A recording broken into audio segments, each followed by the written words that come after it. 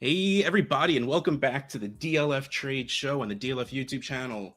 Russ Fisher, Addison Hayes here to talk about something very, very serious. This is as serious as you can get on the DLF Trade Show on the DLF YouTube channel. Trade deadlines. Now, I'm not going to get into the argument whether you should or you shouldn't do what makes you happy, but I messaged Addison yesterday and I'm like, we should probably start thinking about doing, playoff shows like players to acquire for your playoff, like the actual playoffs, not a playoff run, like the fantasy playoffs. And, before the trade deadlines get here. And Addison goes, I've kind of been hearing that this week is deadlines.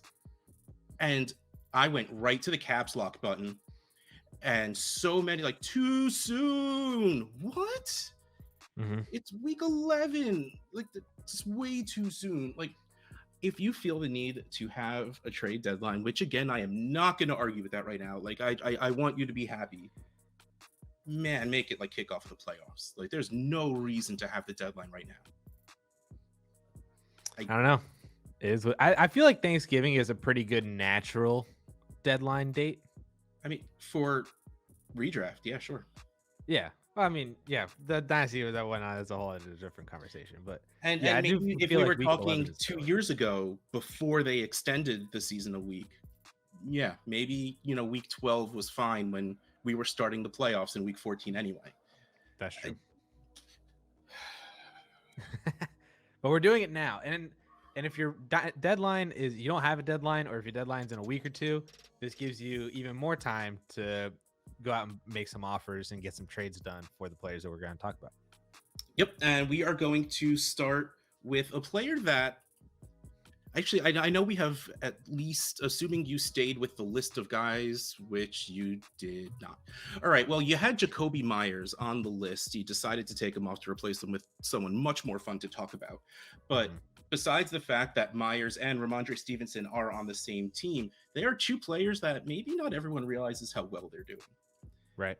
In points per game, Jakobi Meyers is wide receiver 16-ish, 17. He's at Rhamondre Stevenson, I think, is like 6 running backs. Like he's up there. And one of the more helpful things is the Patriots just had their bye week. So you don't have to worry about that going forward, because with the extended schedule, we have bye weeks going up to week 14, which is just... So let's talk about some Rhamondre Stevenson trades to see what he's going for, because, like I said before, he's scoring really, really well. He was doing well last year when Damian Harris got hurt. He came in, he was doing well again this year. Then Damian Harris got hurt again, and he was doing well. And then Damian Harris came back, and they still just kept giving Rhamondre the ball. So even if it's just for this season, which is all I will feel safe saying, I think we can trust him for the rest of the season, which is, I think, like a big revelation when it comes to a Patriots running back. Like, do you have any feelings on Rhamondre before we get into the actual trades?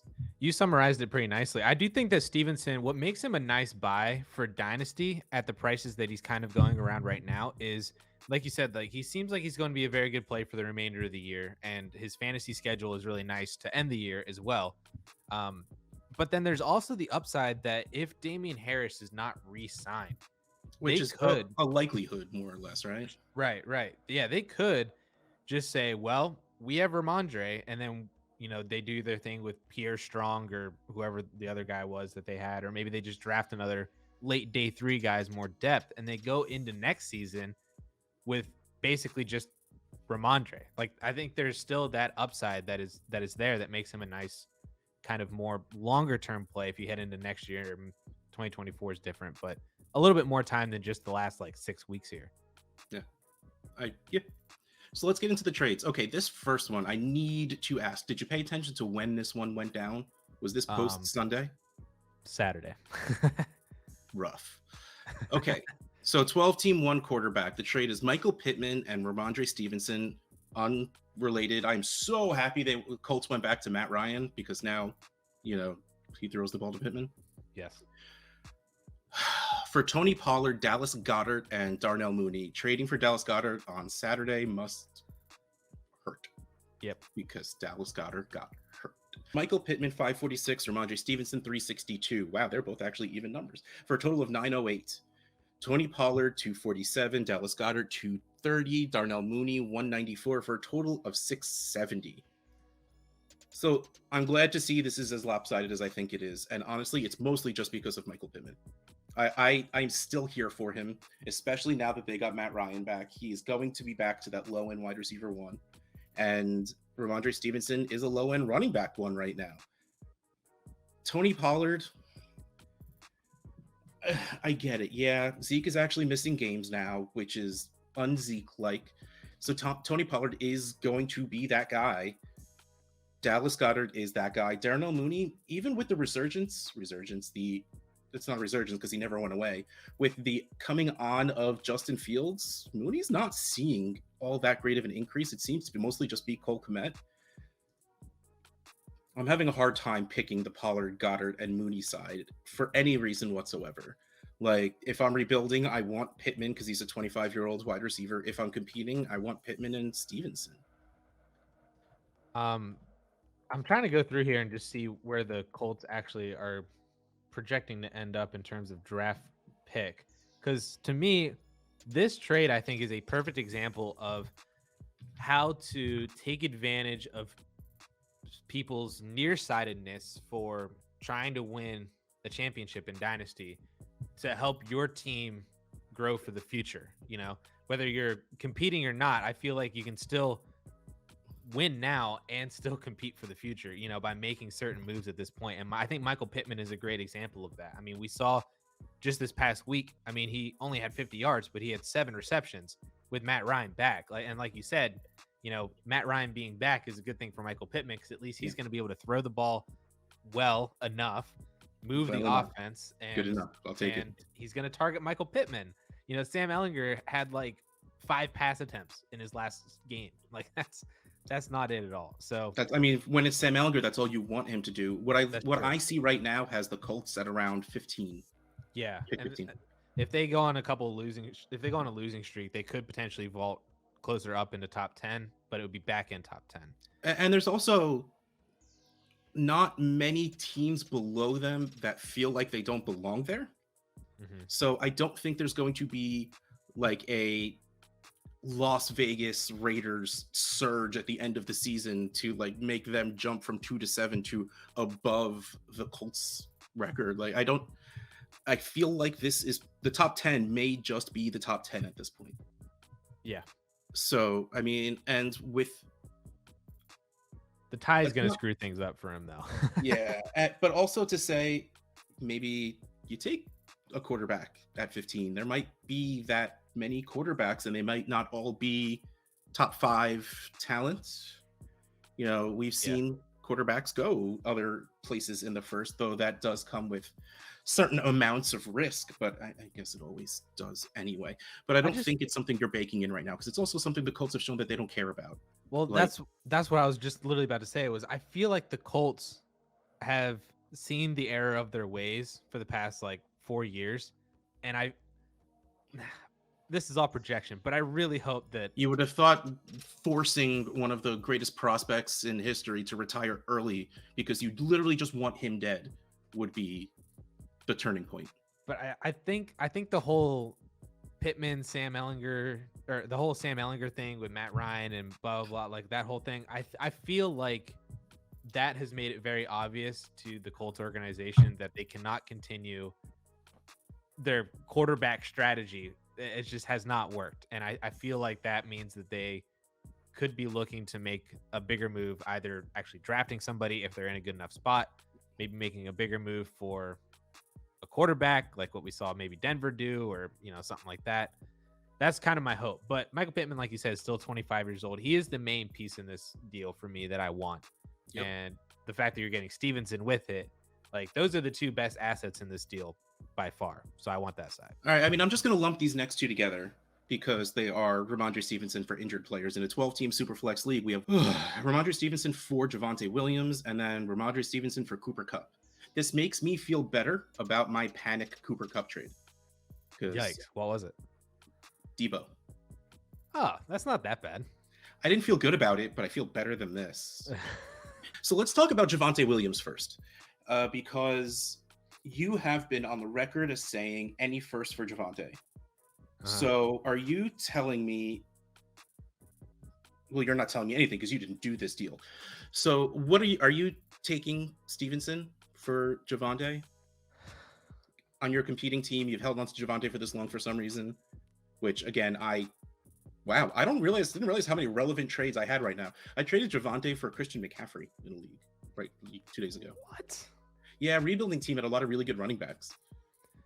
Okay, so do that trade instead, everybody out there. If you have Javonte, go get Christian McCaffrey from a rebuilding team instead of Stevenson. So I've been going back and forth on this one because I knew you were going to ask me this question on whether or not I would take Javonte or Stevenson here. And I think in a vacuum, I would take Javonte, but if you're in that very specific, you still have Javonte, but you're competing. You are 8-2, 9-1, 10-0. You need that running back. I'd probably take Rhamondre there. What if you're like 5-5 and you serve like it was all of the competing teams that just lost Ertz and Goddard and Cup? So you're like, all right, maybe there's a crack I can sneak my way through. Do a move like this to try and push your way forward? Because 5-5, you have good chances of making the playoffs. And once you make it, it's anybody's game, more or less. Like, is this something you see massive value difference going forward as opposed to right now? Because the analyzer has 240 for Stevenson and 374 for Javonte, so it's still pretty different. No, I would not there. That's where I would just hold on to the asset that is younger. I still believe has the upside of gaining. I don't think Stevenson is going to be a dynasty top 10 running back, even if he was the lone guy next year. Like he could probably finish the season at running back 6 and he'll still be running back 24 in Dynasty. Right. Not significant, not climb up any higher than into like barely inside the top 20. Javonte, however, we already had him there. Injury dropped him back down. As soon as he starts coming back and starts getting healthy again, we're going to raise his value up to probably where it was like right when the injury happened. So I would just trust in Javonte as an asset gaining value over Rhamondre helping you win a championship at 5-5. That would be the way I would go. All right. I think we can just kind of skip past Cooper Cup for Rhamondre Stevenson. Don't do that. Oh, yeah. Yeah, I just threw that one in there because that's the first trade I saw on the trade finder for Stevenson. It happened yesterday. Don't do that. Don't do that. And I really just want to keep moving on because I scrolled down to see who the next player was, and I really like this first trade. Amari Cooper, we are talking about, who has been doing really well this season. He does fall into that middle wide receivers where it's just like, okay, cool, yes, but he's a great depth piece for the rest of the season. He is a great wide receiver 2-3 on your team to kind of like bolster your studs, really. Like, we're not saying he's going to win you the league. We're not saying any of these guys are, well, maybe the next guy will. Like, these guys may not win you your league, but they are absolutely going to strengthen your team. And this first trade, I'm going to do the other side first. Jerry Jeudy and Albert O. Albert O surprisingly still has 11.5 value in the analyzer.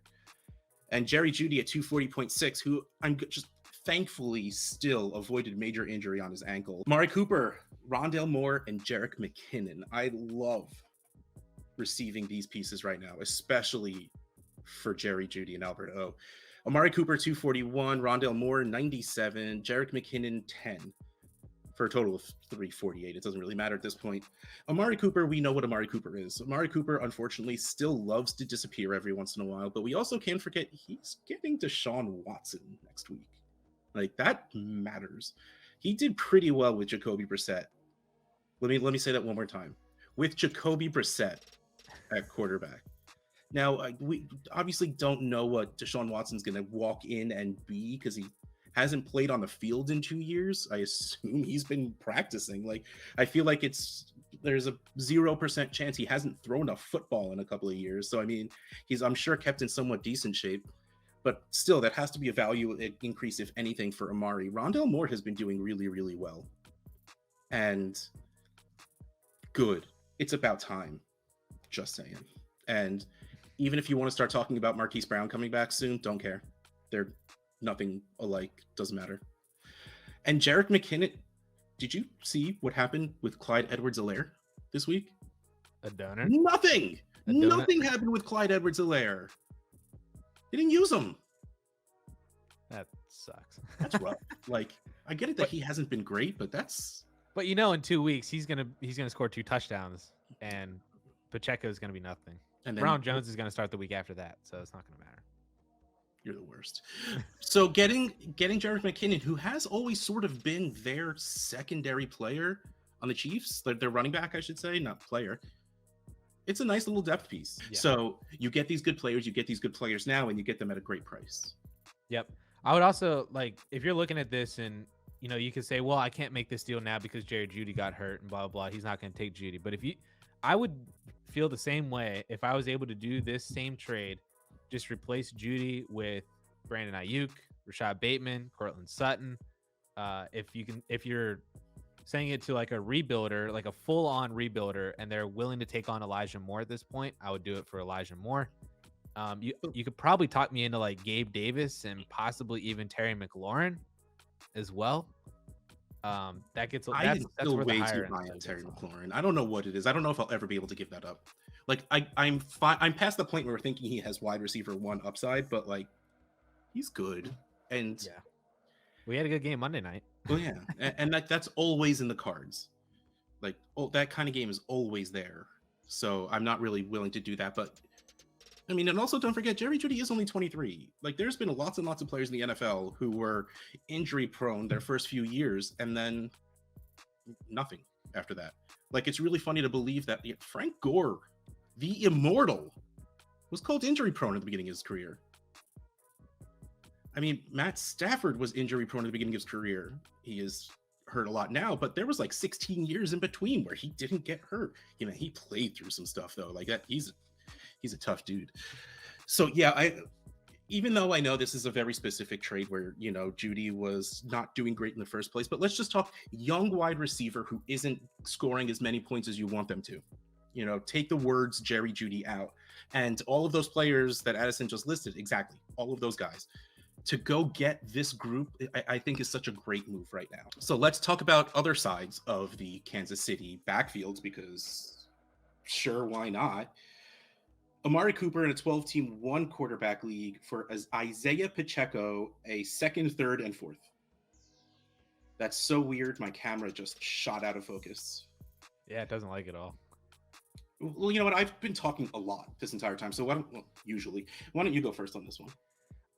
So this one I thought was another fantastic one as well, to go and be able to get Amari Cooper. And you can probably even utilize the fact that he had a really bad game this past week to possibly go and get him. I know we know that Deshaun Watson is coming back, but some people might look at Deshaun Watson, what he did in the preseason, and be like, he might not be Deshaun Watson. He might not be that kind of guy. I think he'll shake some rust off, and it might be a little rough at the beginning. But when you look at Amari's playoff schedule, when you look at Deshaun Watson coming back and the upside that he presents over what they have now in Jacoby Brissett, and like you said, that the fact that they're producing with Jacoby Brissett, I think this is a fantastic move, especially in a 1-quarterback league. You're sending away your late second, your contending 2nd-round pick, add in Isaiah Pacheco, who I have like a 2% belief in right now, 3rds and 4ths or whatever, just throw them in just to make the deal look a little bit better and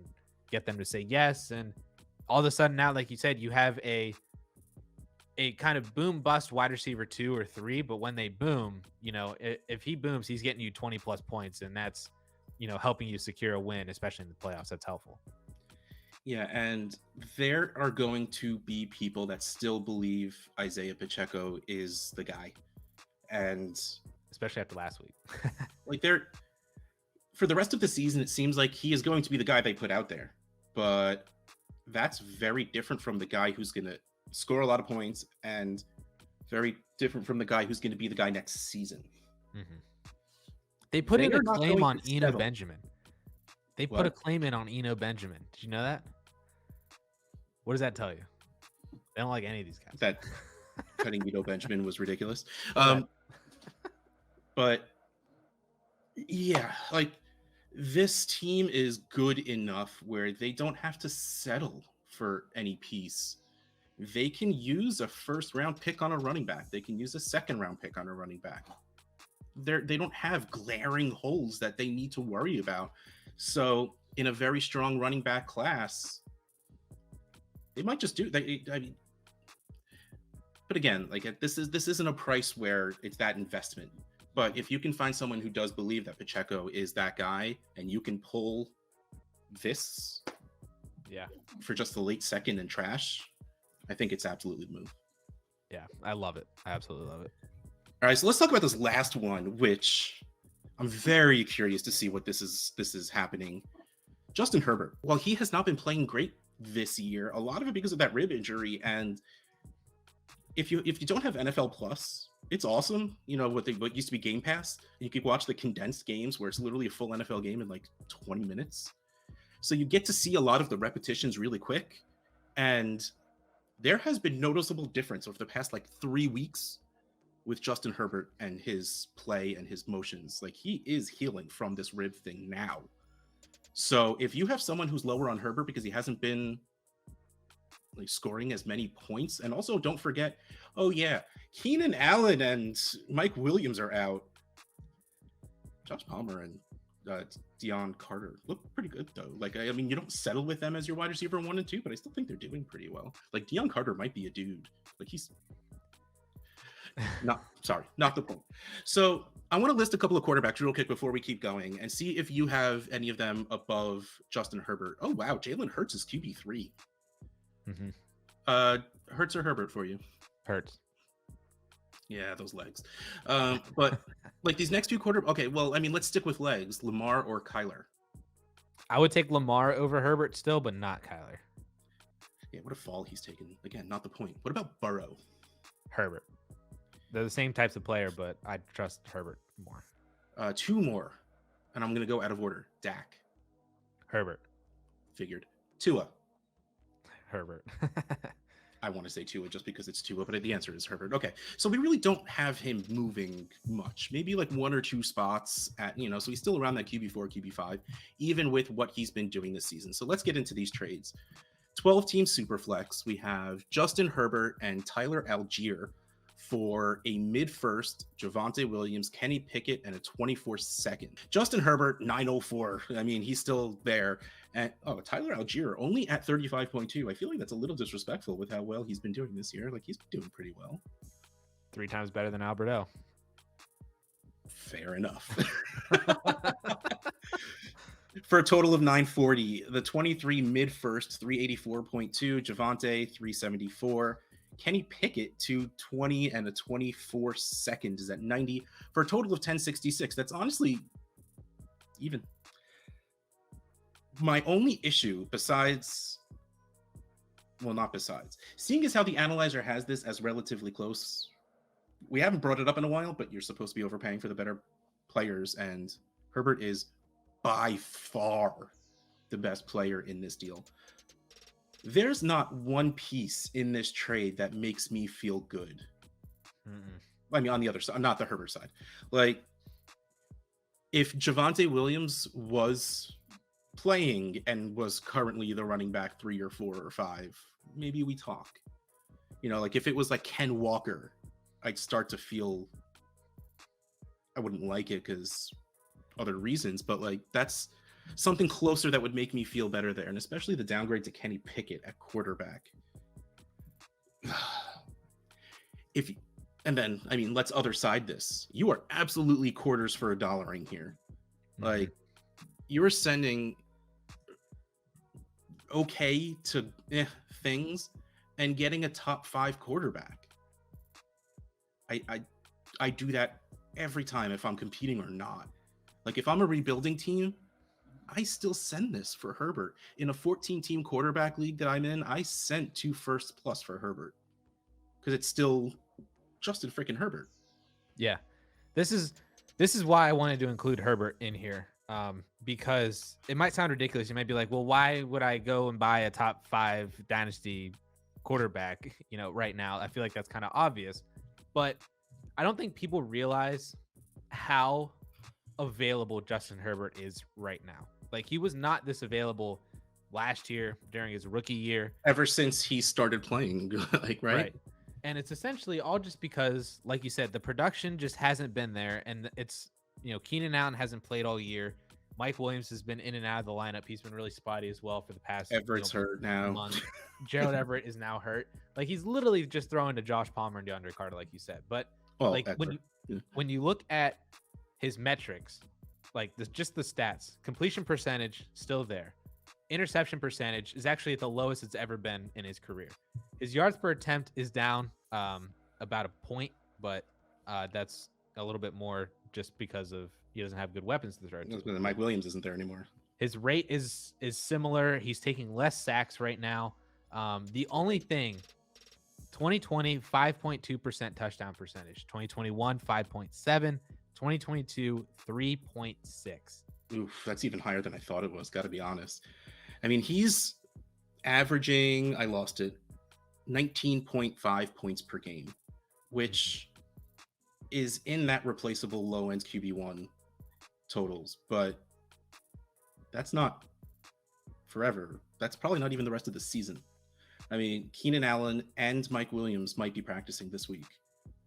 So he's on a 17-game pace of 4,600 yards, 26 touchdowns, and 11 interceptions, and we are disappointed with his production.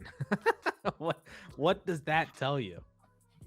I mean, it also tells you that we have otherwise very good quarterbacks. I mean, it's not just Allen anymore. Like, Mahomes caught up, which is cool. Like, I'm very happy that it happened. Mahomes caught up. Jalen Hurts, the emergence, the cementing of Jalen Hurts. Joe Burrow still, even with the past few games, still up at 25.6 points per game. And, fingers crossed Chase comes back sometime soon. Like, that offense hasn't been playing well. It's been weird ever since the Mixon game. Like 2-3 weeks ago, right? And they had a bye week in the middle. Never mind. But like, they haven't had the greatest stretch of offense. So we have a lot of very good quarterback play going right now. And while Tua is only at the 23 points per game, the way that offense is scoring is just. So, I mean, it's a lot of situational stuff that make us think that Herbert's not doing well, but Herbert is doing very well and will keep doing very well. And at this point, you have to believe they're spending decent capital, whether it's draft or dollars, on pass catchers. Oh, I hope so. You've seen what happens when, you have these guys here. I love Keenan, but the age is getting there. I love Mike Williams, but he was never able to stay healthy anyway. So let's move on to the next trade, because I think easily Herbert on that first one. Yeah. This one is a little bit more interesting, and it's one of the guys we brought up before when we were trying to figure out where we place Herbert. Herbert, by himself, for Dak Prescott, an early second, a late second, and Marcus Mariota. If I'm a competing team and I have Herbert and something weird happens, like, I don't think, did any quarterbacks get hurt? Like, maybe if you were riding Dalton for some reason, or like you had Brissett and like he's getting ready to get sacked. Yeah, and Watson's coming back. Going and getting Mariota on your team isn't the worst move in the world. It's completely short term. Fingers crossed it's short term. But he's scoring well enough. Dak Prescott, the points per game, I know it's a little tough right now because Dak himself had a little up and down as well because of getting hurt and then coming back from his injury. It's his past 3 games. His first game back, he was 14.35. But then it was 29 and then 24. So while you're downgrading in value, you're probably not downgrading in points going from Herbert to Dak. The Cowboys offense is looking pretty good, finally. Especially, CeeDee Lamb last game, finally getting those. So I don't mind this, and especially since you're getting an early second in a draft class where early seconds can mean something. Like, in good draft classes, I will not let go of early seconds because of this guy. You can't see the name because of the name block right there, but like 201, 202, like every single draft I was able to get him at. So Justin Jefferson was in that range too. He was the end of the first, and brilliant minds like me took Jalen Reagor. So did the Eagles. It's all right, How buddy. do I move on from that? Oh, So did the Eagles. so did the Eagles. That's one of the few things that make me feel better. But you see, so you're getting an early second, you're getting a late second, which is a great trade chip. And assuming you don't have a trade deadline, which I haven't said in a while, that's not what we're here to talk about, but Seconds and Mariota are great pieces to have on your team because other teams could get injured, in which case you can absolutely take advantage, even though you will be helping other teams, but you can really get something good for it. Or you have those seconds to give to the rebuilding teams in case one of your players gets injured. Like, I love this trade. Could you do it? Could you send away Herbert for this right now? In that, when you're competing and you don't have a quarterback two that you really trust in, although not that Mariota is a quarterback two that you really trust in either, but this is a lot better than the first one. I will say that, because at least you're getting another top 8 or 9 quarterback back in Dak Prescott, right? And you can kind of manipulate the other pieces a little bit to kind of fill that void. But on the other hand, I like, if you wanted Justin Herbert, this is one of the most palpable ways to go get him. I mean, besides that first trade. Oh, besides that first trade. But yeah, there are other trades in the trade finder too. Like, I can read you off a couple other ones that are ridiculous. 10 team 2 quarterback, Herbert for Malik Willis, Gabe Davis, 23 second and a 24 first. Justin Herbert for Davis Mills, Bailey Zappi, Isaiah Pacheco, and a first and third. Like, it's just... We're going to move on. Jared Goff, Josh Jacobs in a first. Russell Wilson and Nick Chubb. Breece Hall in a first. I mean, that's not the worst thing in the world, because Breece Hall will come back and probably be top 5 running back. But that's besides the point, because Dak is still a top 10 dynasty quarterback. Maybe we'll call him top 12, because I think even with the incoming rookies, he will stay in the top 12. Right now, he's QB 9. So when you put Stroud and Young in there, chances are he's getting pushed down too, because just wait until he's going to cross that 30 threshold, and we're not going to like him anymore. We're going to move on. And in my inbox is something that is very situationally relevant. I have a team in a Trade Addicts League, 12-team Superflex, PPR, tight end premium, where I am third place-ish, second, third in points. I have my first, which is rare for me. So someone offered me, a rebuilding team offered me Rhamondre Stevenson and a late second for my late first. Now, I have reservations, and I'll tell you what they are first. Making a trade with my first when I don't need to do it yet. Like, Rhamondre Stevenson is absolutely scoring more points than people I would have in my lineup. All right, so I just pulled up my team right now. I mean, I'm going to try and do this without bye weeks because this is a little tough. So I have Kyler Murray, and then I choose between Daniel Jones and Geno Smith, which seems bad, but they're both scoring really well. Well, you're going to have to choose between... You're going to have to pick both of those because Kyler's going to be out for another couple weeks. But anyway, go ahead. In which case, I'm not spending my first. But here's where it gets interesting. The most not me team I've ever had. Derrick Henry, Josh Jacobs, Dameon Pierce, Brian Robinson, Miles Sanders. Wow. Yeah. Christian Kirk, Darnell Mooney, Amon-Ra St. Brown. And my tight ends are Hayden Hurst or Foster Moreau. What's your record? Like, you're that much of a contender? 6-4, and I'm second in points by 0.2. So I'm gonna tell you what I would say to somebody if they commented this and I knew that it was just a person. I'm not talking to real quick. I scroll down on all of my MFL home pages. I have the power rankings. which again, if you use MFL reports, standings, power rankings, it gives you a lot of views of your team versus the rest of the league. I mean, I don't really care about, oh man, my lineup efficiency, 86.6. That's like the best I've ever, woof. I'm usually really, really bad with that. Also because I seem to have I have a lot of bench points, which means my team's too good. My all play is 0.76. You know, I'm tied for second best in all play. So I do have a good team. Jerk. I'm not saying that you don't have a good team. That's pretty much what you just said. I was going to say that in your situation, I don't think Rhamondre is going to make the difference. So I would keep your first. Yeah, I mean, that's really where I'm saying. Like, I was trying to... Can you fit Rhamondre in? Can you start all those running backs? Well, yes. Trade Addicts League, you only have to start one at each position. The rest right, can but be how many? whatever. Yeah, I was gonna say, how many flex spots do you got? Pretty much all of them. I mean, so I would start Rhamondre probably over Darnell Mooney, over Brian Robinson, maybe Miles Sanders, depending on the matchup. Probably more often than not. I mean, like, honestly, like, very team specific, I probably need an upgrade at tight end more than anything else.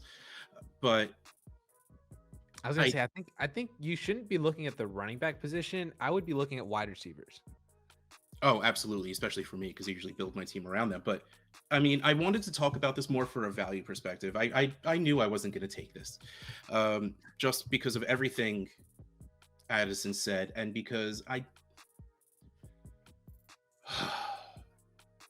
don't want to spend my first, because that would make me feel too confident, and then I'll lose and I'll feel bad about it. But also because, again, what this draft class is, and if my team is this good, and I mean, maybe Derrick Henry ages out. The rest of it I'm pretty good at. You know, adding what this class could be, a player, even if it's the end of the first, should really, really help. And if I am going to use that first, I'm going to wait until someone gets hurt and I need to do it.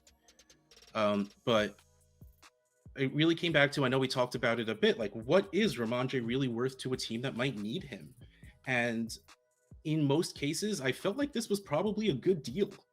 Mm-hmm. You know, you're moving back less than 12 spots. I mean, let's put it that way. You know, I'm hoping mine's the 112, but it's more, you know, hopefully it's the 112, more likely the 110-ish.